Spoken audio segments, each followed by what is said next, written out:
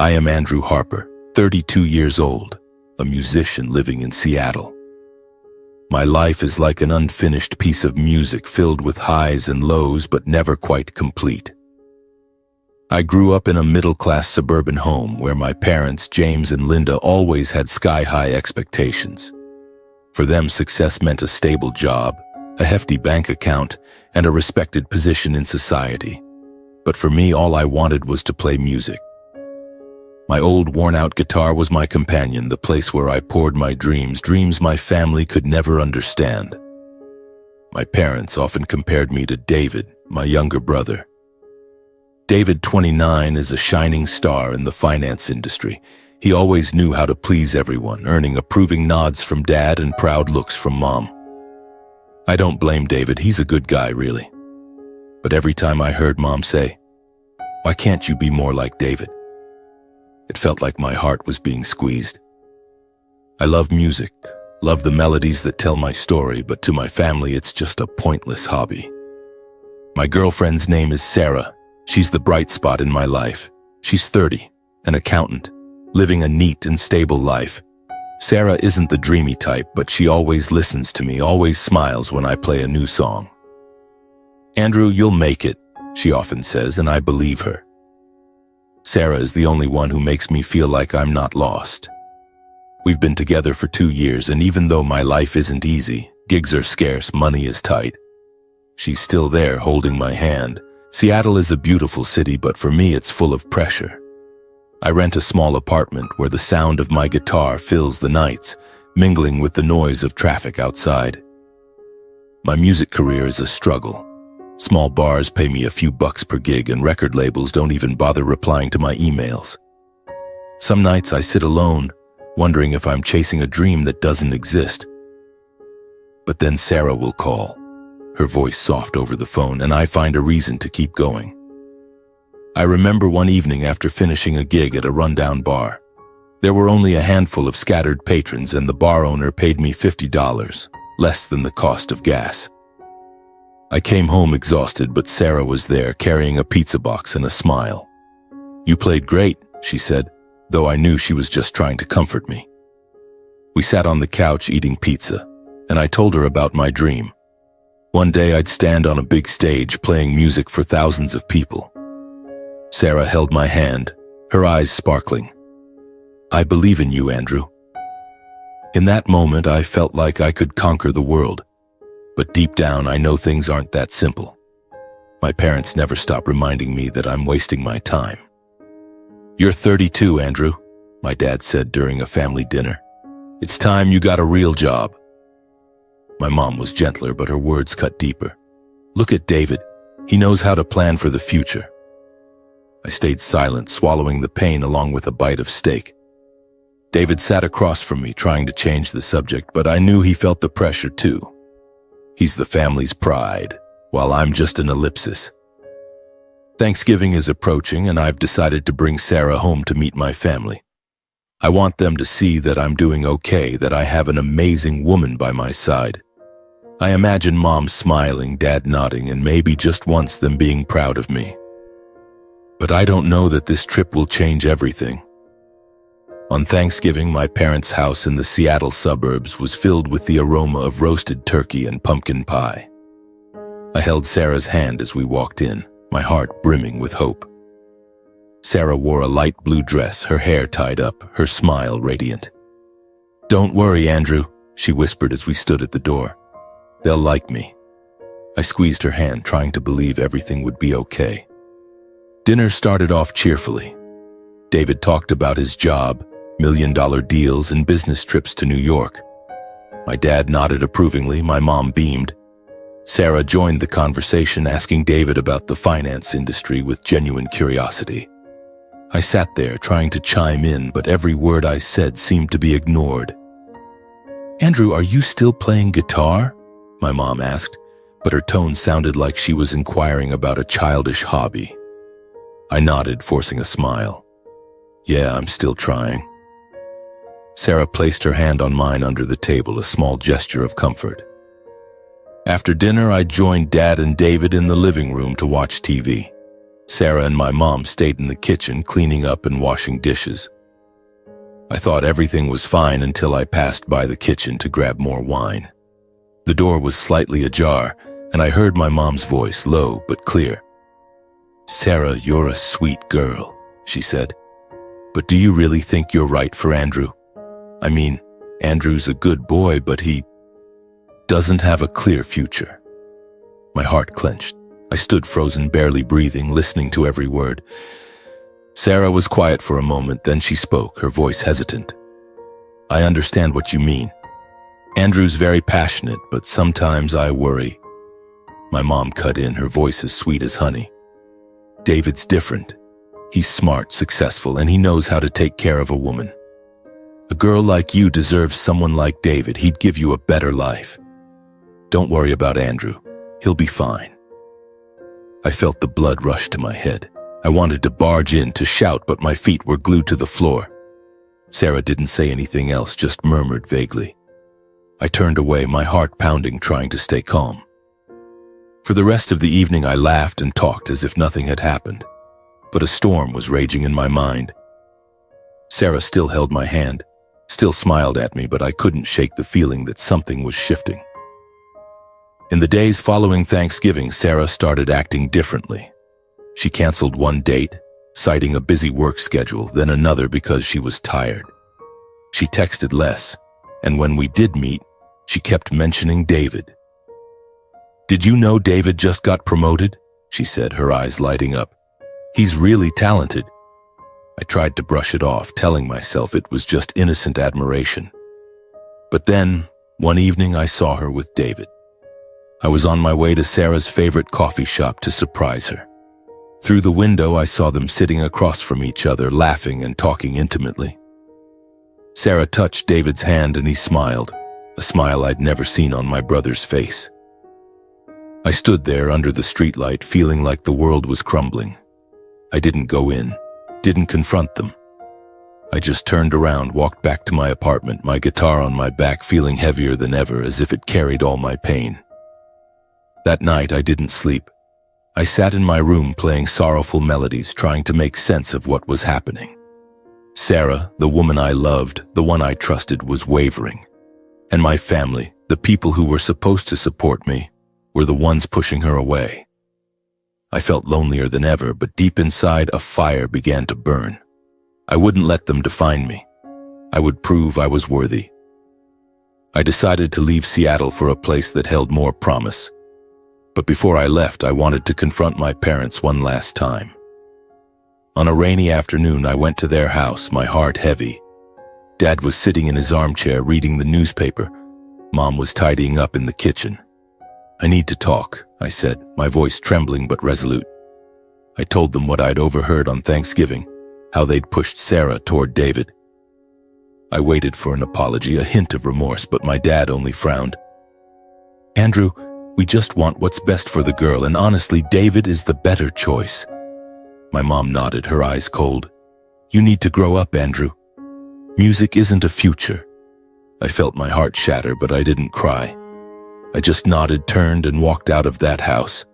The rain soaked my jacket, but I didn't care. My resolve to leave Seattle was stronger than ever. This place was full of painful memories I wanted to bury. I decided to move to Austin, Texas. I'd heard it was a music paradise, a place where artists like me could find opportunities. With my guitar, a suitcase of clothes, and $2,000 in savings, I boarded a bus, leaving Seattle behind. As the bus rolled forward, I looked out the window, watching the buildings fade into the rain. I wasn't sure if I was running away or running towards something, but I knew I had to go. Austin greeted me with sweltering heat and the sound of blues music spilling from the streets. I felt the vibrancy here, but it also overwhelmed me. I didn't know anyone, had no connections, nothing but a vague determination. I told myself, I'll make it. I have to make it. I rented a small apartment. It was a musty room with stained walls and a bed that was just an old mattress. The sound of insects outside the window kept me company every night. I had no money to buy new things, no one to share the space with. But I didn't complain. This was my chance to start over. Finding work in Austin was harder than I expected. I went from one bar to another club carrying my demo and a sliver of hope. "We don't need new people," they'd say. Or worse, "What experience do you have?" I wanted to shout that I'd lived for music my whole life, but I just bowed my head, thanked them, and walked out. Each rejection made me feel smaller, but I didn't give up. My savings dwindled quickly. Some days I survived on dry bread and tap water. I checked my phone, hoping for a text from Sarah, a call from Mom. But there was nothing. A while later, I heard that Sarah and David had gotten married. My parents posted pictures of them online, beaming at the wedding. No one asked how I was doing in Texas. No one invited me to the wedding, not even my parents or my brother. It was as if the whole world had forgotten I existed, like I'd been invisible for all 32 years of my life. I sat in my room staring at my guitar, the loneliness pressing on my chest like a boulder. I used to think family was a place to return to, but now I had nothing. One day, when I was close to despair, I saw a job posting at a coffee shop. Soundwave Studio needed an assistant, no experience required. I went straight there, my heart pounding. The manager, Hank, an old man with silver hair, looked at me. "What do you know about music?" he asked. I told him about my gigs in Seattle, about the dream I carried with me. Hank nodded. "Start tomorrow. Pays low, don't complain." The studio job was a string of long days. I mopped floors, organized equipment, made coffee, but I didn't complain. Hearing artists record made me feel alive again. Then one afternoon she walked in, Elizabeth. I vaguely recognized her, David's ex-girlfriend. I remembered a dinner years ago when David brought her home. She was radiant, talking about music, but my mom gave her a cold look and later said, "She's not good enough for you, David." I saw Elizabeth bow her head, hiding her pain. Today we met with the same pain caused by David. She approached, her brown hair messy, wearing an old t-shirt, carrying a stack of papers. "Hank, I need a studio ASAP," she said. Then she looked at me and froze. "Are you Andrew, David's brother?" I nodded, surprised. "You remember me?" She gave a sad smile. "Hard to forget that dinner. Your mom wasn't exactly fond of me." Hank introduced us. "Andrew, this is Elizabeth, music producer. Don't tick her off." Elizabeth told Hank we were acquaintances, then she looked at me, her eyes like those of someone finding a familiar face in a storm. Elizabeth and I quickly found common ground. We both loved music, both had been turned away by my family. At the studio, she taught me how to mix tracks, how to listen to every detail. "Music is emotion, Andrew," she said. "If you can't feel it, you can't do it." I admired her, not just her talent, but her resilience after what my family had done to her. During long nights at the studio, we shared everything. I told her about Seattle, about Sarah, about how my parents only cared about David and his wedding. "They don't call. Don't ask how I'm doing," I said, my voice bitter. Elizabeth nodded. "I get it. Your mom once told me I wasn't good enough for David, that I'd drag him down." She gave a sad laugh. "But I'm still here doing what I love." I looked at her and saw myself, someone rejected but unwilling to give up. We found solace in music.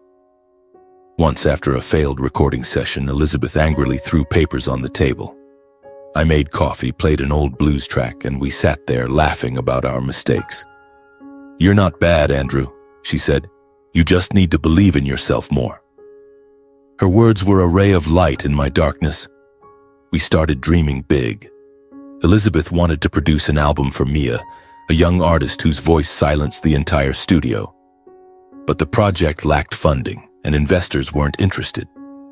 We worked tirelessly from early morning to midnight, surviving on coffee and faith. I still checked my phone, hoping for a text from Mom, a word from Sarah. But there was nothing. My parents were busy boasting about David online, about his and Sarah's new house. I didn't exist in their world. One evening, when the studio was empty, Elizabeth sat next to me looking at a pile of recordings. "Do you ever want revenge?" she asked. I shook my head. "No, I just want to prove them wrong." She smiled, touching my shoulder. Me too. We'll make it, Andrew. In that moment, I knew she wasn't just a colleague.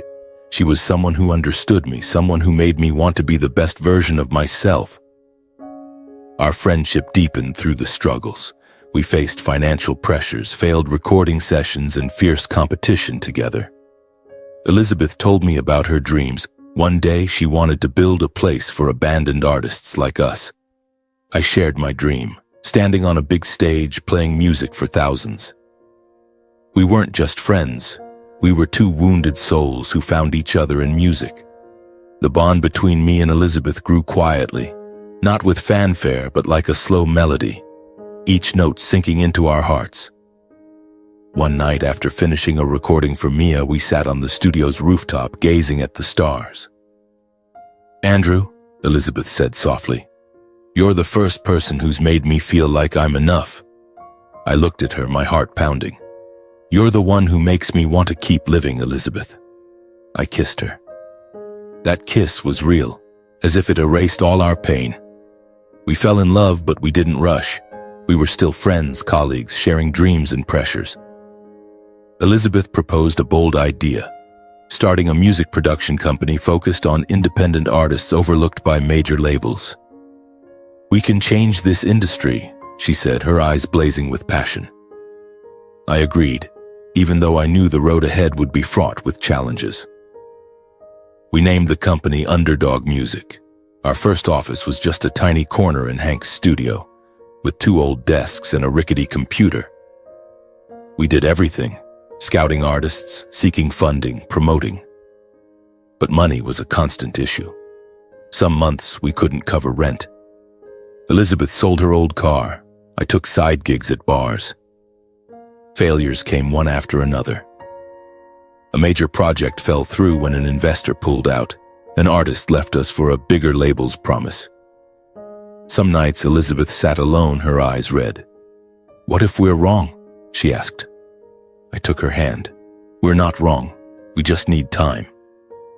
Our love was the fire that kept us going. Every morning Elizabeth made coffee, smiling at me. Every night we played music, tossing around crazy ideas. She was the reason I didn't give up, and I knew I was the reason she persevered. I still thought of Sarah, of my parents, but the pain had faded. They were no longer the center of my life. Now Elizabeth was my reason for living. Slowly, Underdog Music made progress. Mia's album caught the attention of a radio station. Another artist cracked the indie charts. We started gaining a small reputation. Elizabeth and I weren't just building a company, we were building a life where we belonged to each other. We knew that though the past had hurt us, it had also brought us together. Every morning I woke up next to Elizabeth, the smell of coffee wafting from our small Austin kitchen. She stood there, hair tied up, softly humming a blues tune. I smiled, feeling luckier than ever. Underdog Music, our dream, was growing day by day, but the path to success was far from easy. The first months with Underdog Music were a battle. We worked non-stop from dawn to midnight in the cramped office at Soundwave Studio. Mia's album, Our Labor of Love, was finally complete, but getting it to the public was a challenge. We sent recordings to radio stations, music platforms, even knocked on doors of Austin bars. Most rejected us. "Too new," they said. "Not commercial enough." Some nights, Elizabeth and I sat across from each other, staring at a bank account nearing zero, wondering if we were chasing a pipe dream. But then, a local radio station noticed Mia. They played her lead single, Broken Wings, and overnight our phones wouldn't stop ringing. Listeners requested the song relentlessly. Streaming platforms added Broken Wings to their playlists. Mia, the young girl who once trembled in the studio, became a sensation. A small article in the Austin Chronicle called her Indie's new gem, and Underdog Music was mentioned as quiet pioneers. Doors began to open. Independent artists sought us out, young, talented people ignored by major labels. We signed a folk band, a street rapper, and a jazz singer with a voice like smoke. Each project was a gamble, but Elizabeth and I believed in them just as we believed in each other. We worked like mad, producing, promoting, even designing album covers to save costs. Some days I fell asleep at my desk. Elizabeth typed until her hands shook. But we didn't stop. A year later, Underdog Music moved from the corner of Hank's studio to our own office. Still small, but ours. We hung old artist posters on the walls and placed my guitar in the corner as a reminder of our journey. A national music magazine wrote about us, calling Underdog Music a fresh breeze in the industry. They interviewed Elizabeth and me, asking about our secret to success. Elizabeth laughed, squeezing my hand under the table. "We just do what we love with people we believe in," she said. I nodded, but inside I knew the truth. Our success was built on scars, on rejections, on lonely Texas nights when no one checked on me. We expanded to other cities, Dallas, Nashville, even Los Angeles. Underdog Music signed dozens of artists, and their albums climbed the indie charts. A song we produced was nominated for a Grammy in the Best New Artist category. On the night of the nomination announcement, Elizabeth and I sat in our apartment, hugging and shouting like kids. "We did it, Andrew!" she cheered, her eyes sparkling. I kissed her, feeling that every past hardship was worth it. But success didn't erase the past. I still thought about Sarah, my parents, David. I no longer checked my phone waiting for their messages, but I knew they were living their lives in Seattle. Part of me wanted them to see me now, not to boast, but to show them I'd overcome what they thought I couldn't. Elizabeth sensed it. "One day we'll face them," she said, her voice soft but firm. "Not for revenge, but for closure." I nodded, knowing she was right. Underdog Music is now a name that carries weight. We moved to a larger headquarters with modern studios and a small, dedicated team. The media praises us for our humane approach, for giving overlooked artists a chance. But for me, the greatest success is Elizabeth, the woman who stood by me through every struggle, who made me believe I was worthy of love, of dreaming. One morning, as Elizabeth and I were preparing for a major music event in Austin, a concert showcasing our new artists, Elizabeth proposed a bold idea. "We should invite your family," she said, looking straight into my eyes. "David, Sarah, your parents. Not for revenge, but to close the past." I was stunned. The thought of facing them made my heart race, but I knew she was right. I'd been running for too long. If I wanted to truly move forward, I needed to look straight at the people who had hurt me. I nodded, though my heart was heavy with anxiety. Elizabeth took my hand. "We'll do this together, Andrew." I sent invitations to my parents, David and Sarah, along with a brief note. "Underdog Music is hosting a music event in Austin. I hope you can come." I didn't expect a reply, didn't hope they'd show up. But a week later, Mom called. "Andrew," she said, her voice hesitant, "we'll be there. David and Sarah, too." I hung up, feeling both relieved and tense. They were coming, and I wasn't sure if I was ready. The day of the event arrived like a gust of wind. The Austin Grand Theater was awash in lights and music. Hundreds of audience members, journalists, and sponsors filled the venue. Elizabeth and I stood backstage, checking everything. She wore a simple black dress, her hair loose, beautiful like a melody. "You okay?" she asked, touching my arm. I nodded, though my heart was pounding. "As long as I have you, I'm okay." The concert began. Mia took the stage first, her voice ringing out, captivating the crowd. Other artists followed, each bringing a story, a dream that Underdog Music had helped make real. I stood in the wings, watching the audience applaud, and felt proud. This was my world, the world Elizabeth and I had built from broken pieces. Then I saw them. My parents, David and Sarah, seated in the guest section. Dad was in a suit. Mom wore pearl earrings, but their eyes couldn't hide their surprise.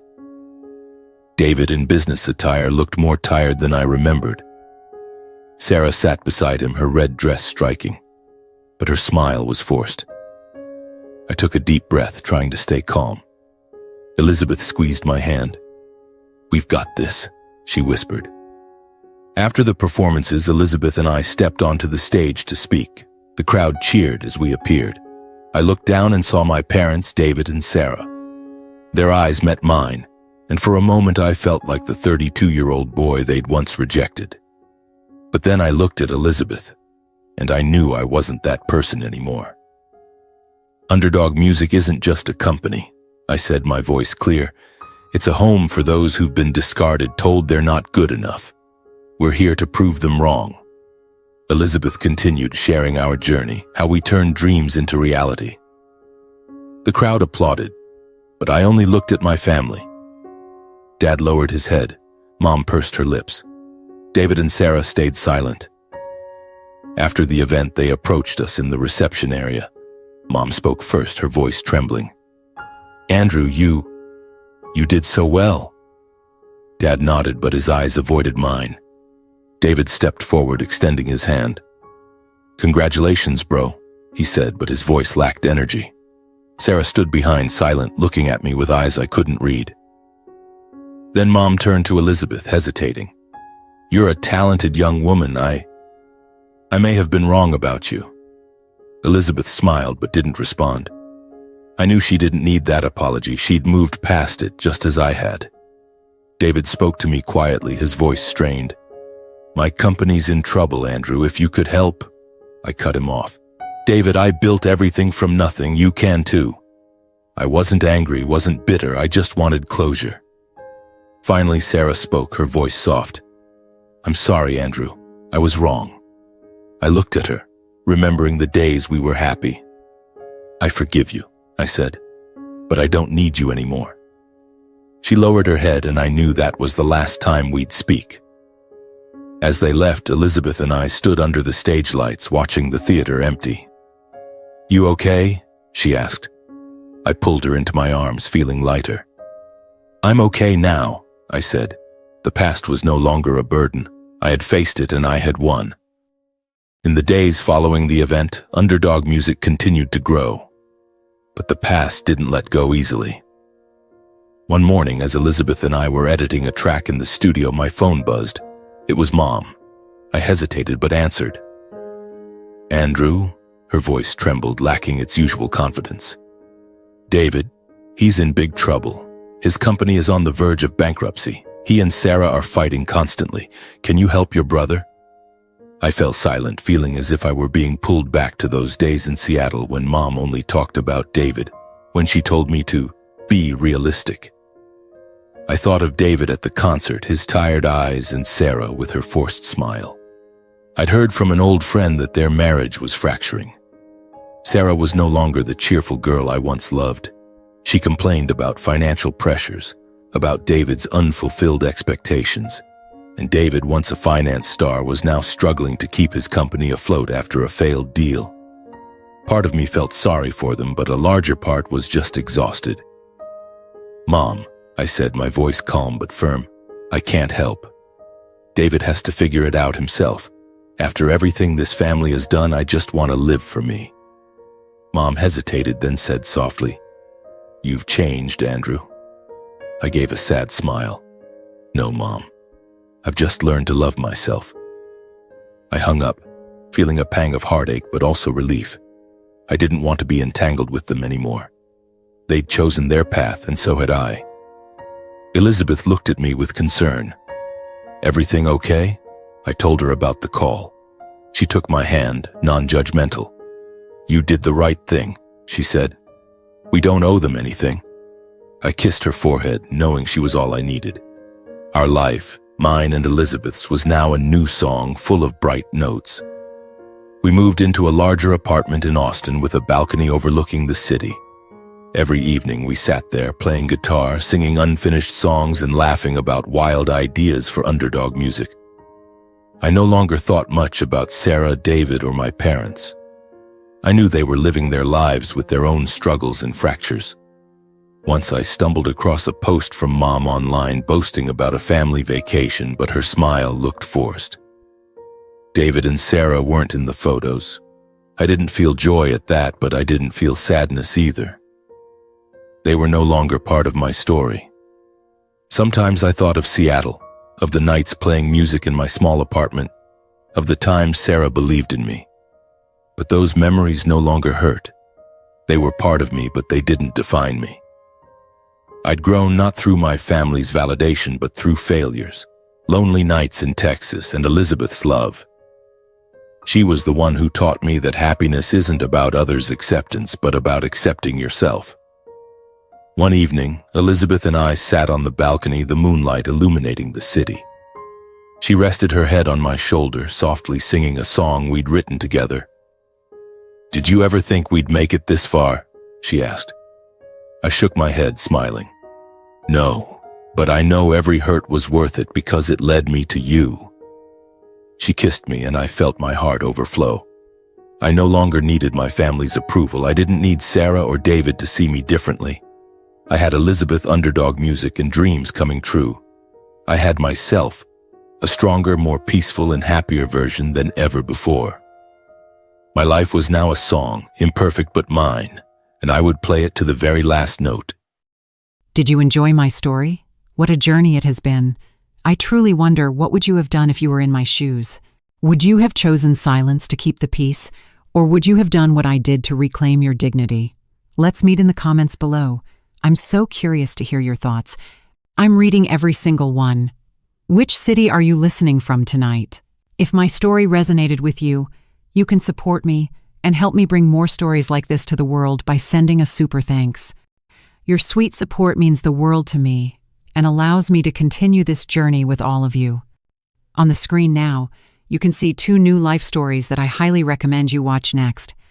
There are so many more on my channel, each with its own lessons and triumphs.